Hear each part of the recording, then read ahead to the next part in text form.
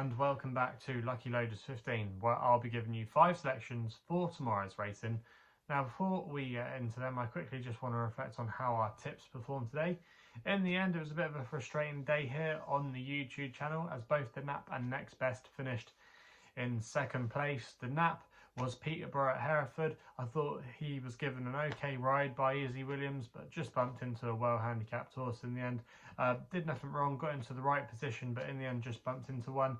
So that was frustrating there. And then Militarian, he was my next best. He was quite well supported all day. He was holding his position in the market there via favouritism, and he didn't run a bad race at all. The only thing that probably went against him was his jumping. He made a few mistakes at the beginning of the second circuit, which might have just cost him in the end, but the winner, no comment. We know he's a well handicapped horse from some of his old form, but more often than not he spits out his dummy and doesn't always want to go through with it, even though he was travelling very sweetly. I did think at a couple of points he might get picked off by our Militarian, who did find for pressure. You know, he did rally well after getting outpaced, and yeah, James Martin gave him every chance, but it just wasn't good enough on the day. So frustrating day there, but generally we've been in good form so far this month, and hopefully we can bounce back and have some good results for you tomorrow. So like I said at the top of the video, 5 selections for tomorrow's racing, and we're going to be going to Bangor-On-Dee tomorrow, where they've got a good card, and we're going to go to one of the feature races on the card there, the 130, with a horse called Captain Tommy for Mitch Bastion, riding for David Bridgewater. He claims £3 there, and this horse is currently available at 6 to 1 with SkyBet, who offer him 5 places on this race, so I'm going to recommend a 0.5 each way selection. Now I wonder if this has been the plan for this horse, because he finished second in this race last year behind Not a Chance, who was a really progressive chaser last season for Alan King. He then went on to win the Betfair Classic, or the Betfred Classic chase at Warwick. So he's definitely a horse that was on an upward curve, and that was a good run by Captain Tommy. He was off bottom weight that day. He's going to be off bottom weight here tomorrow, but I just think it's a track that he likes, and he could go very well in this race. Furthermore, if you go back through his form, another run he had here, he bumped into a well handicapped horse of Emma Lavelle called Man of the Mountain. So a lot of good form lines there with Captain Tommy. Even though he is off a mark of 127, which is £3 higher than last year, I still think it's a fair mark for him. I think he'll be happy going up back to this trip. He finished 5th at Market Raisin last time we saw him after a short break. Probably was just a prep to get him fit and ready for this. And I just think a 6 to 1, I think he's a solid each way bet, and I think he'll be there or thereabouts in the 130 at Bangor-On-Dee. So he's going to be one of my extra tips of the day. We then go to the Longshot, which runs in the 140 Exeter,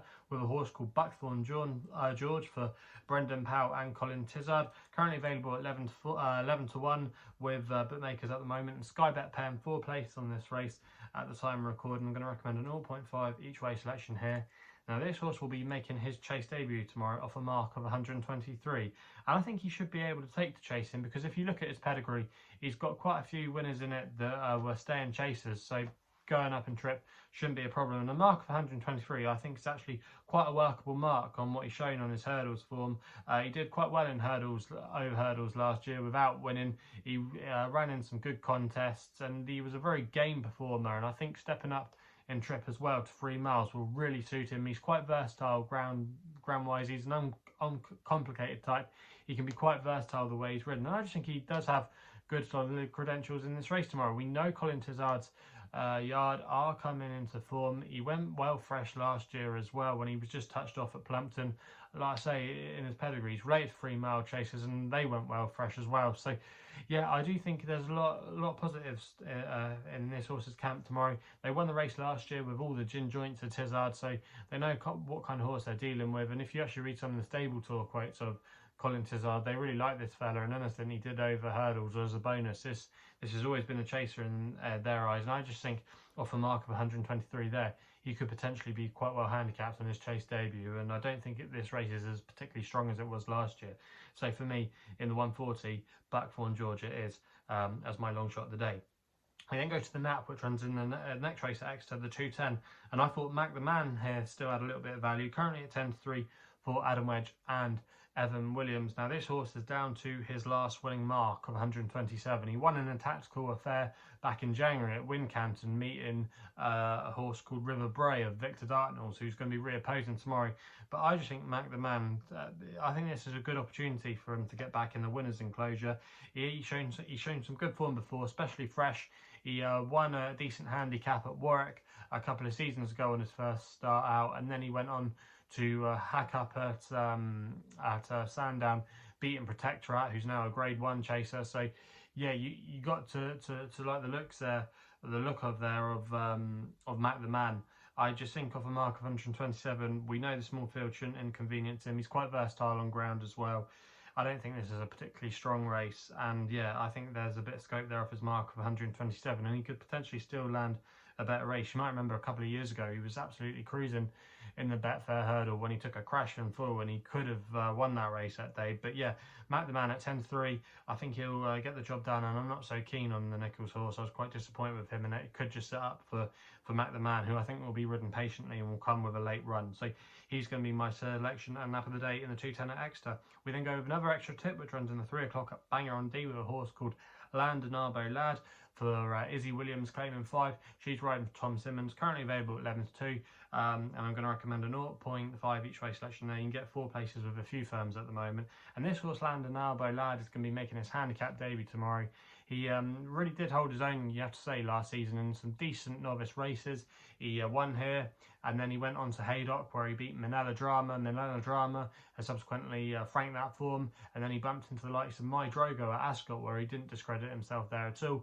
Also, as well, that race didn't turn out to be too bad, because My Ordinary Joe is the current favourite for the Greatwood Handicap at Cheltenham on Sunday. And if Llandinabo Lad was to go and win this, you think he's got solid credentials. I think he's been given a fair handicap mark. The ground should be fine. He can go well fresh. I like the Tom Simmons yards as well, and Izzy Williams as well is definitely worth a £5 claim, and that will help. I just think he's unexposed in this sphere, and yeah, he could go very nicely, and I think this trip is still going to be a major factor to give him hopefully some improvement. So yeah, Llandinabo Lad it is in the 3 o'clock at Bangor-On-Dee. I think he'll take all the beat in there, and that's why he is going to be my selection in that race. We then go to the 6 o'clock at Kempton for the next best, with a horse called Espresso Freddo, currently available at 7-1 with SkyBet, who are offering 5 places on this race. I'm going to recommend a 0.5 each way selection here. Now this horse is trained by Robert Stevens, and Dougie Costello takes a ride tomorrow. Now this horse has been in the wilderness for quite some time. However, it was a really good effort last time out when finishing second at Newmarket behind a horse called Masked Identity, who was in a bit of good form. He was in a bit of a revival mission, but I think it was a good race there, and I think returning back to the all-weather would definitely help Espresso Freddo. He's now £4 below his last winning mark. He won off a mark here of 73 back in December, so he's arguably quite well in. He's got a good draw tomorrow to work from as well, still 6. He's a horse that likes to be held off the pace. There's quite a bit of pace, especially out wide, so if they do go hard, it could just set up very nicely for him, and I think at 7-1 there, he's definitely a dangerous contender in this race, and I'm quite sweet on his chances to run a big race, so he's going to be the next best in the 6 o'clock at Kempton. So they're the 5 selections for tomorrow's racing. If you're still enjoying these videos, remember to hit the thumbs up button and subscribe here to my YouTube channel at LuckyLoaders15.